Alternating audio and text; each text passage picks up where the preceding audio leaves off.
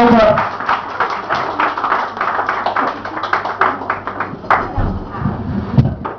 Good evening, ladies and gentlemen. My name is Arthur Williams, and I'm delighted to be here tonight in a room of such beauty, intelligence, well-dressed people like yourselves. And that's the way I roll, ladies and gentlemen. See, I hope by giving you a compliment, you'll give it back to me by laughing or clapping your hands, that type of thing.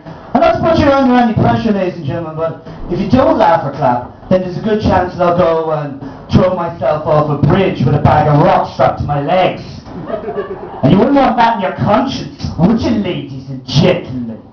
I know. I will do something like that.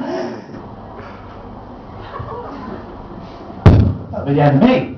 But anyway, it's great to see so many people out at the moment, considering it's the Armageddon of all recessions.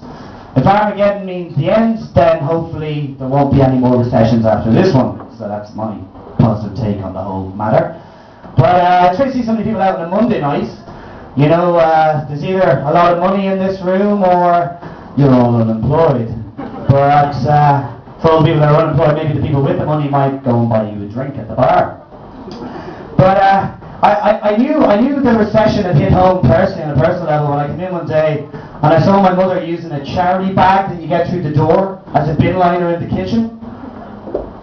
What was even more awkward about that was when the bag was full and she turned around and she said to put it outside, and the guy who dropped the bag through the door was there collecting the bag. Yeah, there's some eggshells or something in there. Off you go. But times are tough out there for a lot of people at the moment. I was watching a news documentary the other night, and there was a representative of the Gypsy Romani community on the TV saying that they're thinking about leaving Ireland altogether. They literally said that their trade has fallen out of the bottom of the cup. Now, I don't know about you, but we've got to start helping this sector of society, ladies and gentlemen. We can't have Dublin's biggest tourist attraction disappearing overnight. Think about how many more jobs might be lost as a result of that, you know? Think about it, Jesus, you know? But it's great to see our governments are really on top of things. They're really, you know, putting themselves first before the people, with their pensions and helping their buddies in the banks. And that's the way every good dictatorship should act, ladies and gentlemen. You know, but they're hell-bent on taxing us out of the situation we find ourselves in. So hell-bent. You imagine like there's a room down the Department of Finance where a guy throwing a ball against the wall trying to think of new taxes to get us out of the situation we find ourselves in. You know, you could have a situation where you bring in the tax on the first €100 of your community money. You know, that's happening next month. You know, you get them there. Or a tax on sex, 40% with your partner, 20% with yourself. You can have an even crazier scenario where they bring a tax in on laughing. You can have a situation where you're all sitting there tonight and all the comedians going, oh Jesus! Is that right? What is it that for? Jesus, forget about the mobile! Jesus! Oh God, there's blood! Oh God! But hopefully it doesn't come to that stage, ladies and gentlemen. But I like getting away from the realities of the recession by playing, you know, gadgets and stuff like that, like the Wii and stuff like that, you know, or playing with the iPhone and downloading different applications on your phone. I actually downloaded an application from my phone the other day called Saving Money in a Recession, and the first tip it said to me was, borrow from a friend. Now, I don't know about you, but my friends are as broke as I am, so that doesn't help matters. But it's, sorry, I should have probably brought up recession. It's very depressing stuff to listen to as well, so sorry.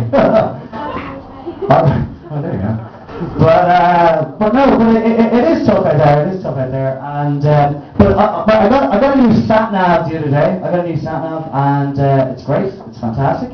And a friend turned around to me the other day and said to me, "Did you know you can download different voices for your sat nav?" And I didn't know this. You can. Suppose you download Gandalf for your sat nav. You can download Darth Vader for your sat nav, and he even told me that you can download a junkie for your sat nav as well. Although they're having complications with this one at the moment, he keeps pointing you in the one direction all the time. I want to go straight on, please. Alright. Alright. No, you're not listening to me. I want to go straight on. Alright. Alright. No, I want to go straight to the roundabout. Alright. Alright, Jesus! You know? It's not listening at all. But I'm convinced my sat nav is in love with me as well, because it keeps bringing me the longest way home, possibly. You know, I plug in, home, and I can see my home and say, like, I go, no, you go down the M50, go through the toll bridge, over the bridge, and around the side, and how are you today? And I'm like, I'm good, thank you very much, good.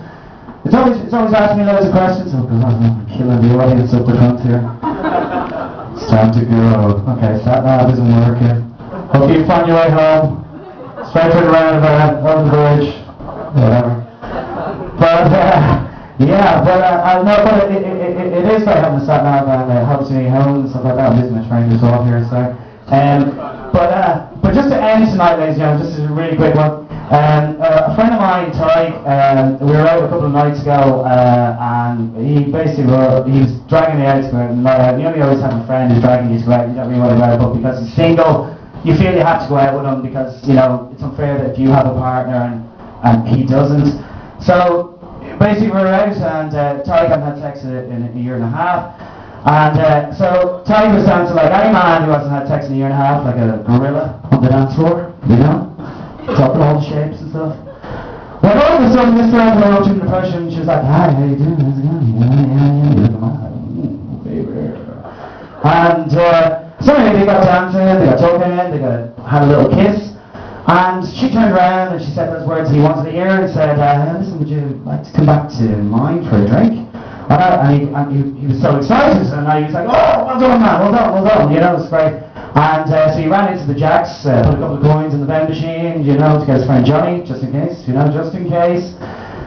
Got a cab back to hers, back into the apartment, 2-story, and they're having a chat on the couch, having a few kisses or whatever. She turns out, she goes, do you want to go to the bedroom? He goes, oh yeah. And they went into the bedroom, basically, and she turns around, Utter says, 4 words every man wants to hear, do you have protection? And he was like, the heavens are opening up for him. He put his hand in his back pocket, pulled out a packet, and all he saw was Mr. Jellybean looking bad at him. If you're really ladies and gentlemen, please ban confectionery from male toilets going forward. You've been lovely. Thank you very much. Keep going on the